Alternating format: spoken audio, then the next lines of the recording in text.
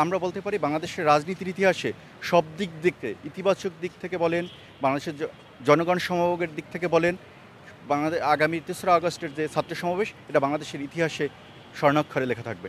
আপনি জানেন যে গত ২০২৪ সালের জুলাই আগস্ট মাসে বাংলাদেশের যে রক্তক্ষয়ী গণঅভ্যুত্থান হয়েছে, যার মাধ্যমে ইতিহাসের সবচেয়ে নিকৃষ্টতম স্বৈরাচার খুনি ফ্যাসিস্ট হাসিনা বাংলাদেশ থেকে পালিয়ে গিয়েছে, সেখানে ৩৬টা দিনই ছিল একটি ঘটনাবহুল দিন, যার মধ্যে ৩রা আগস্ট আরেকটি ঐতিহাসিক দিন। কারণ এই ৩রা আগস্ট খুনি হাসিনার বিরুদ্ধে ছাত্র জনতা তার এক দফা দিয়েছিল খুনি হাসিনার পদত্যাগের দাবিতে।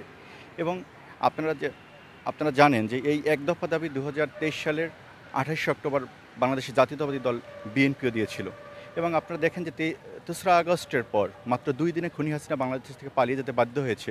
তার মাধ্যমে প্রমাণ হয় যে ২০২৩ সালে যখন বিএনপি এক দফা দিয়েছিল, তার প্রতি এদেশের মানুষের সমর্থন ছিল।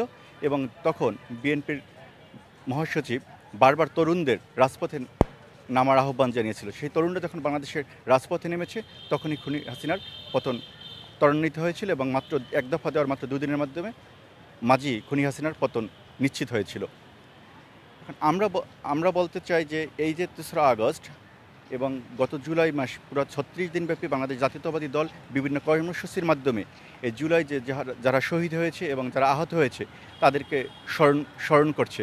এবং জুলাইয়ের যে স্মৃতিগুলো আছে এবং জুলাইয়ের যে অংশীদার যারা আছে তাদের মধ্যে যে ঐক্যকে সুসংহত করার জন্য, এবং যারা অংশীদার আছে তাদেরকে যার যে অধিকার বা যার যে অংশ সেটিকে স্মরণ করার জন্য ৩৬ দিনব্যাপী এই বিভিন্ন কর্মসূচির আয়োজন করেছে, যার মধ্যে ৩রা আগস্ট তার অংশ হিসাবে একটি ছাত্র সমাবেশের ডাক দিয়েছে বাংলাদেশ জাতীয়তাবাদী ছাত্রদল।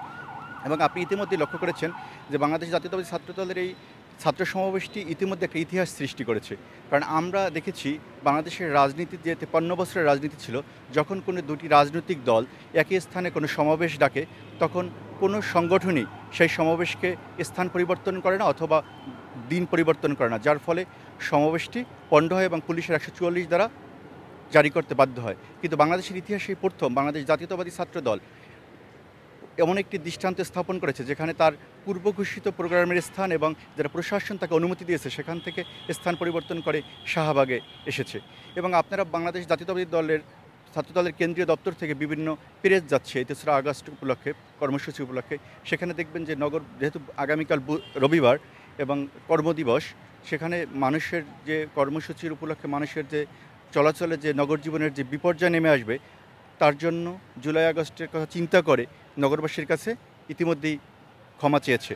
এবং আপনারা দেখবেন যে এখানে কর্মসূচিগুলোর আরও কিছু প্রেস বিজ্ঞপ্তি আছে, যেখানে যারা ঢাকার বাহির থেকে যেসব জেলা থেকে যারা আসবে তাদেরকে সমাবেশস্থলের আশেপাশে এবং এই যে সমাবেশস্থলের আশেপাশেই ঢাকা বিশ্ববিদ্যালয়ের মতো একটা শিক্ষা প্রতিষ্ঠান আছে, যেখানে বাস বা অতিরিক্ত মানুষ গ্যাদারিং করে যাতে কোনো ময়লা আবর্জনা বা কোনো কিছু না করে, যার জন্য আগেই নির্দেশনা দেওয়া হয়েছে ঢাকা বিশ্ববিদ্যালয়ে কোনো বাস ঢুকবে না এবং কোনো জেলা থেকে বা কেউ এসে ঢাকা বিশ্ববিদ্যালয়ের এই গেট দিয়ে কেউ প্রবেশ করবে না। এবং এখানে আরও কিছু নির্দেশনা দেওয়া আছে, যেমন সমাবেশস্থল ত্যাগ করার পূর্বে পুরো জায়গাটা পরিষ্কার করে যেতে হবে। তারপর হলো যে এখানে কেউ কোনো স্লোগান ব্যবহার করতে পারবে না, কোনো প্লে কার্ড ইউজ করতে পারবে না। এই ধরনের নতুন, আমরা বলতে পারি এক কথায় যে ৩রা আগস্টের যে সমাবেশটা, সেটা বাংলাদেশের যে নতুন যে বন্দোবস্ত বলেন বা নতুন রাজনীতি বা ইতিবাচক যে রাজনীতির যে সূচনা বাংলাদেশ জাতীয়তাবাদী ছাত্রদল গত ১১ মাস ধরে শুরু করেছিল, তার একটি চূড়ান্ত দৃষ্টান্ত হতে যাচ্ছে আগামী ৩রা আগস্টের এই ছাত্র সমাবেশ। আমি এর সাথে সাথে কবি কুসুম কুমারী দাশের ২টি লাইন মনে পড়ল ছাত্রদলের এই কর্মকাণ্ড দেখে। আমাদের দেশে সেই ছেলে কবে কথায় বড় না হয়ে কাজে বড় হবে।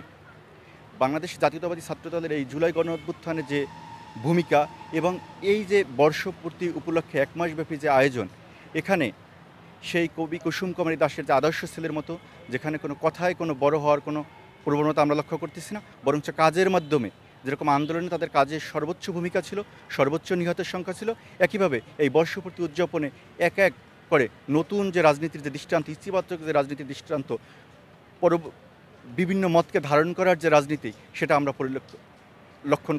পরিলক্ষিত হচ্ছে এই কর্মসূচির মাধ্যমে। তা আমরা বলতে পারি বাংলাদেশের রাজনীতির ইতিহাসে সব দিক থেকে ইতিবাচক দিক থেকে বলেন, বাংলাদেশের জনগণ সমবেগের দিক থেকে বলেন, আগামী ৩রা আগস্টের যে ছাত্র সমাবেশ এটা বাংলাদেশের ইতিহাসে স্বর্ণাক্ষরে লেখা থাকবে।